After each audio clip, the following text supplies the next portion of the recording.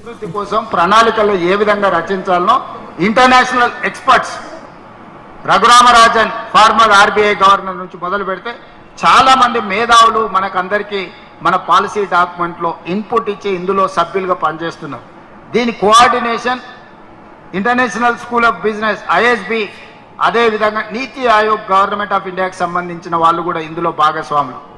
దీంట్లో మంత్రులతో పాటు అన్ని విషయాలలో నిష్ణాతులందరూ కూడా ఇందులో ఉండి విజన్ 2047కి తెలంగాణ రైజింగ్ 2047 అనే ఒక పాలసీ డాక్యుమెంట్ను 2034కు $1 ట్రిలియన్ ఎకానమీని ఏ విధంగా మనం చేరుకోవాలి, 2047కు $3 ట్రిలియన్ ఎకానమీగా ఎలా చేరుకోవాలని ఒక ప్రణాళిక చేసుకున్నాం.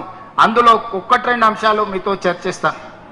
మీకు అందరికీ తెలుసు, రాజశేఖర రెడ్డి గారు ముఖ్యమంత్రి ఉన్నప్పుడు, సోనియా గాంధీ గారు యూపీఏ చైర్పర్సన్గా ఉన్నప్పుడు అంతర్జాతీయ ఎయిర్పోర్ట్ ఔటర్ రింగ్ రోడ్ మనం నిర్మించుకున్నాం.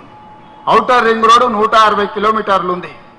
ఈ ఔటర్ రింగ్ రోడ్ లోపల ఉన్న మొత్తాన్ని కోర్ అర్బన్ రీజన్ ఎకానమీగా మనం అనుకున్నాం. ఈ కోర్ అర్బన్లో ఈరోజు ఇండస్ట్రీస్ ఉన్నాయి, మూసి కలుషితం ఉన్నది, మెట్రో రైలు విస్తరణ జరగలేదు, ఫ్లైఓవర్లు కట్టలేదు, ఎలివేటెడ్ కారిడార్లు కట్టలేదు. ఇట్లా రకరకాల సమస్యలను అన్నిటిని కూడా మనం దృష్టిలో పెట్టుకొని ఈ ఏరియాను మొత్తము మనం క్యూర్ చేయాలనుకుంటున్నాం. కోర్ అర్బన్ రీజన్ ఎకానమీ అంటే క్యూర్, CURE, క్యూర్ అంటే దీన్ని ప్రక్షాళన చేసి బాగు చేయాలనుకుంటున్నాము. ఇది సర్వీస్ సెక్టర్. ఇక్కడ మొత్తం సేవలకు సంబంధించిన ప్రణాళికలు రచించి ఇండస్ట్రీస్ అన్నిటిని కూడా బయటకు షిఫ్ట్ చేస్తాం. ఈ లోపల ఉన్న ఇండస్ట్రీస్ కాలుష్యాన్ని ఇస్తున్నాయి. ఇప్పుడు నాచారం ఏరియాలు ఉన్న వాళ్ళు ఇక్కడ ఎవరైనా ఉన్నారా?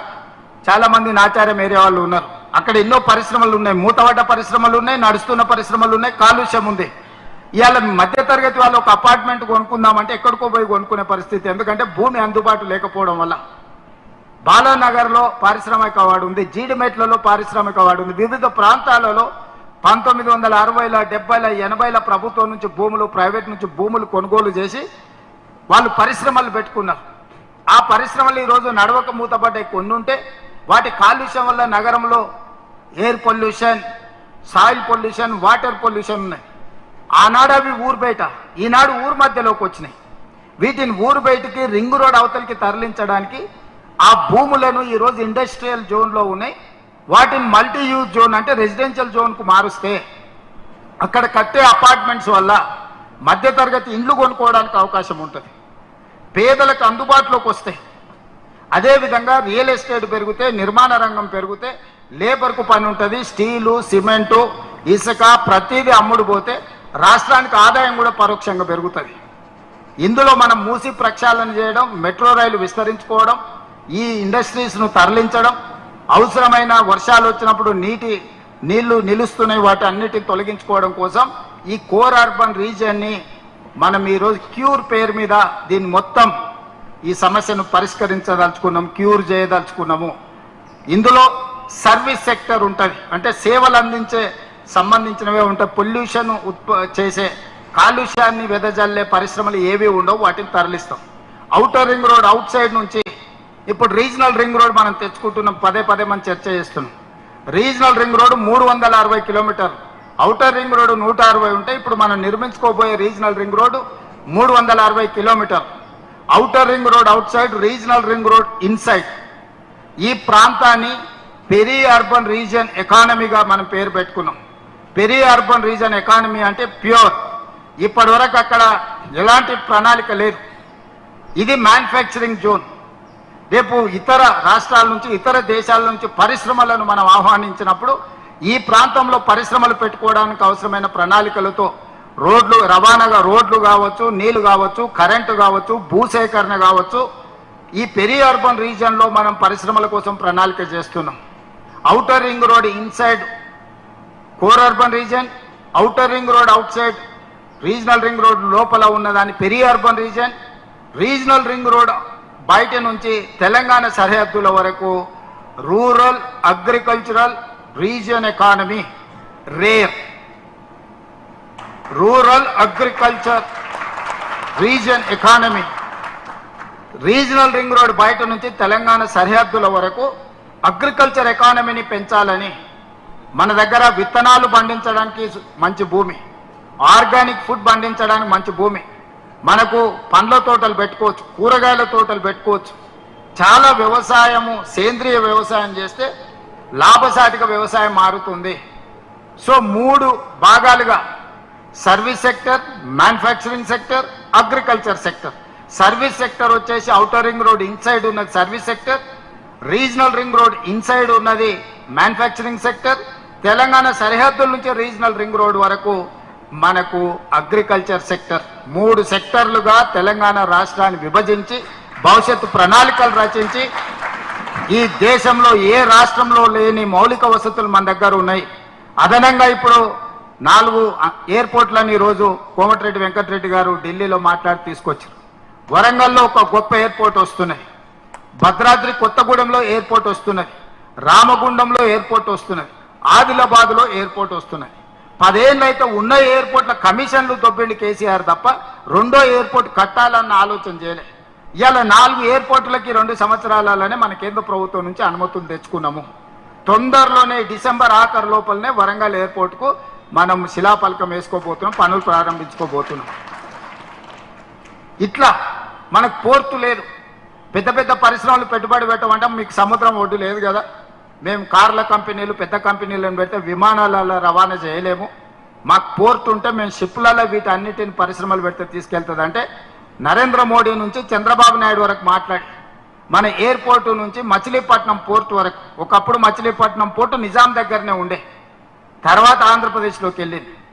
ఈరోజు మనము మచిలీపట్నం పోర్టుకు 12 లేన్ గ్రీన్ ఫీల్డ్ ఎక్స్ప్రెస్ హైవేతో పాటు బుల్లెట్ ట్రైన్తో పాటు ట్రైన్ ఫెసిలిటీ కలిపి పోర్టు కనెక్టివిటీ పెంచుతున్నాం పరిశ్రమలను ఆకర్షించడానికి. సో ఇవన్నీ కార్యక్రమాలు ఈ రోడ్లు కానీ మెట్రో కానీ, అదేవిధంగా మనము హై స్పీడ్ రైళ్ల గురించి వినడం, బుల్లెట్ ట్రైన్ల గురించి వినడం. జపాన్లో జనాలు బుల్లెట్ ట్రైన్లలో తిరుగుతారని మనం విన్నాం. మన దేశంలో నరేంద్ర మోడీ గారు గుజరాత్లో పెట్టుకోరు, ఆ తర్వాత పూణే ముంబై ఏదో వేసుకుంటారని దూరంగా విన్నాం. మీ రాష్ట్రాలు చేసుకున్నప్పుడు మాకెందుకు ఇయ్యారని కేంద్రంతో కొట్లాడి ఇవాళ హైదరాబాద్ నుంచి బెంగళూరుకు ఎక్స్ప్రెస్ హైవేతో పాటు బుల్లెట్ ట్రైన్ కూడా మనం మంజూరు చేయించుకున్నాం. హైదరాబాద్ నుంచి చెన్నై వయా అమరావతి ఎక్స్ప్రెస్ హైవేతో పాటు బుల్లెట్ ట్రైన్ కూడా ఈరోజు మనం మంజూరు చేయించుకున్నాం. ప్రాథమికంగా ఒప్పుకున్నారు. వాటిని పేపర్ మీద కావాలని రేపు నరేంద్ర మోడీ గారిని కలిసి నువ్వు ఇస్తావా సస్తావా అని ఇలా మనం అడగనికి పోతున్నాం. ఎందుకంటే నువ్వు గుజరాత్కు తీసుకెళ్తున్నావు, నువ్వు గుజరాత్ ముఖ్యమంత్రి కాదు, ఈ దేశానికి ప్రధానమంత్రి. గుజరాత్కి ఏమేమి ఇచ్చినావో తెలంగాణ కూడా అవన్నీ ఇవ్వాల్సిందే. ఇవ్వకపోతే ఖచ్చితంగా ఈ రాష్ట్రంలో బీజేపీని మొత్తం నేలమాటం చేస్తావు. ఈ రాష్ట్రంలో బీజేపీ ఉండనే ఉండదు. ఒక ప్రణాళిక తీసుకొని రేపు ప్రధానమంత్రి గారిని కలిసి విజ్ఞాపన పత్రం ఇస్తున్నాం. మనం అడగడం మన బాధ్యత, ఇవ్వకపోతే కొట్లాడడం మన హక్కు. అడగకుండానే ఇవ్వలేదని మాట్లాడితే తప్పు మన వైపు ఉంటుంది. ఒక్కటికి 10 సార్లు అడుగుతాం. ఇక్కడ వ్యక్తిగతమైన పైరవి లేదు. ఇక్కడ రాష్ట్ర ప్రజల ప్రయోజనాల కోసం ఒక్కటికి 10 సార్లు అడుగుతాం. కేంద్ర మంత్రులను, ప్రధానమంత్రి ఒక్కటికి 100 సార్లు ఢిల్లీకి పోయి అడుగుతాం. ఇచ్చిండ్రా సరే సంతోషం. ఇవ్వకపోతే తెలంగాణ ప్రజలు ఏ విధంగా వ్యవహరిస్తారో బీజేపీ రుచి చూస్తుంది. ఇలాంటివన్నీ కార్యక్రమాలు తీసుకొని మనం ముందుకెళ్తున్నాం. మరి ఇన్ని కార్యక్రమాలు చేస్తే మంత్రులు లేకపోతే ప్రభుత్వం ఆ కార్యక్రమాలలో ఉంటే ఇది ప్రజలకు చెప్పాల్సిన బాధ్యత. చేయడమే కాదు, చేసింది చెప్పుకోవడం కూడా చాలా అవసరం రాజకీయాలలో. మరి ఎవరు చెప్పాలి? ఇవన్నీ ప్రజలకు ఎవరు చెప్పాలి? మీరే కదా, జిల్లా అధ్యక్షులే కదా. మీరు రాష్ట్ర అధ్యక్షులు జిల్లా అధ్యక్షులకు చెప్తారు, జిల్లా అధ్యక్షులు మండలాధ్యక్షులకు చెప్పాలి, మండలాధ్యక్షులు గ్రామాధ్యక్షులకు చెప్పాలి, గ్రామాధ్యక్షులు ఆ వార్డులో ఉండే అధ్యక్షులకు చెప్పాలి. ఇది మన స్ట్రక్చర్. ఇందులో మీరందరూ కష్టపడి పని చేయాల్సిందే. दीदी मैं एक सुझाव देना चाहता हूँ, ये सब लोग अभी नया जिम्मेदारी लिए 6 महीने इन लोगों को प्रोबेशनरी पीरियड रखो, क्योंकि कौन कैसे काम कर रहा, कहाँ काम कर रहा, कौन सी तरीका से ये काम कर रहा है. 6 महीने पूरा सबको हर महीने का रिपोर्ट ले लो. हर महीने का रिपोर्ट लेके 6 महीने के बाद कौन रहना कौन नहीं रहना, जब एक डिसीजन ले लो आप और AIC secretaries and PCC president has to take a call on review on this. Even AICC ने गुजरात में जो जहां से शुरू किया वहां पर वो हर हफ्ते रिव्यू करते हैं और अगर कोई भी जिला अध्यक्ष उसमें, वो आप तो 6 महीने बोल रहे हो, उन्होंने 3 महीने भी वेट नहीं किया। हाँ, तेलंगाना में थोड़ा 6 महीने हमको करना है, मेरा भी मानना है, मैं आपसे सहमत हूँ, 6 महीने का समय देना। लेकिन एक बात ये भी है, जो आपकी भी मंशा है, मेरी भी मंशा है, अगर हम किसी पद पर हैं और वहां काम नहीं कर पा रहे हैं तो इसका ये मतलब नहीं कि आपकी जरूरत नहीं है पार्टी को, लेकिन इसका मतलब ये है कि आप वो काम अच्छे से नहीं कर पा रहे हैं, आपको कोई और काम मिलेगा। लेकिन ये सही बात है कि आज जो राजनीतिक हमारे सामने परिस्थिति है उसमें हमको ये कड़े निर्णय करने पड़ेंगे, नहीं तो हम आने वाली चुनौतियों का सामना नहीं कर पाएंगे। तो वो बात सही है, 6 महीने हम सबको ऐसा मानना पड़ेगा कि हमारी परीक्षा है, उसमें हम पास होंगे तो हम 28 में भी पास होंगे, और अगर हम 28 में पास नहीं हुए तो यहां बने रहेंगे तो भी क्या फायदा होगा। तो वो दिमाग में रख के हम सबको ये टारगेट अपने लिए लेना चाहिए। सही बात है, उसमें बुरा भी मानने की कोई बात नहीं, हम सबको साथ में ही 28 की चुनौती में पास होना है, वो हमारे लिए इंपॉर्टेंट है। 28 और 29 की चुनौती, 29 में अगर राहुल जी इस देश के प्रधानमंत्री नहीं बने तो मैं और आप जिला अध्यक्ष रहे, कुछ भी रहे, क्या फायदा होने वाला है। इसलिए ये परीक्षा हम सबको अपने लिए लेना चाहिए, इसमें मेरी सहमति है आपसे। ये तेलंगाना में सरकार बनाने के लिए नहीं आप लोगों को जिला अध्यक्ष बनाए, राहुल जी को इस देश में प्रधानमंत्री बनाने के लिए आप लोगों को जिम्मेदारी दी है। ये जिम्मेदारी में आगे पीछे कोई भी किए, 19-20 कोई भी किए, उनके लिए दूसरी नौकरी तैयार है, मगर जिला अध्यक्ष तो खाली करना पड़ता, क्योंकि मैं 3 साल काम किए। मेरा वर्किंग प्रेसिडेंट उसी दिन बोले, जिस दिन मैं जिम्मेदारी लिए 6 महीने के बाद, भाई 3 साल मैं काम करूंगा, 3 साल के अंदर एक असेंबली इलेक्शन, एक पार्लियामेंट इलेक्शन 3 साल के अंदर आ जाएंगे। जो मेरा मेहनत है, जो मैं कामयाब हो सकता हूँ, नहीं हो सकता हूँ, रिजल्ट देके मैं कामयाब भी हुआ मैं जिम्मेदारी से हटता हूँ, कामयाब नहीं हुए तो भी मैं जिम्मेदारी से हटता हूँ बोल के मैं बात दिए थे। उस हिसाब से 3 साल बराबर मेरा रेजिग्नेशन लेटर एआईसीसी में दिया। మిత్రులారా, గొప్ప అవకాశం కాంగ్రెస్ పార్టీ అధ్యక్ష బాధ్యత. ముఖ్యమంత్రి కూడా కావచ్చు, మంత్రులు కూడా కావచ్చు, కానీ కాంగ్రెస్ పార్టీ అధ్యక్షులు కావడం అనేది అది అంత సులువైన విషయం కాదు.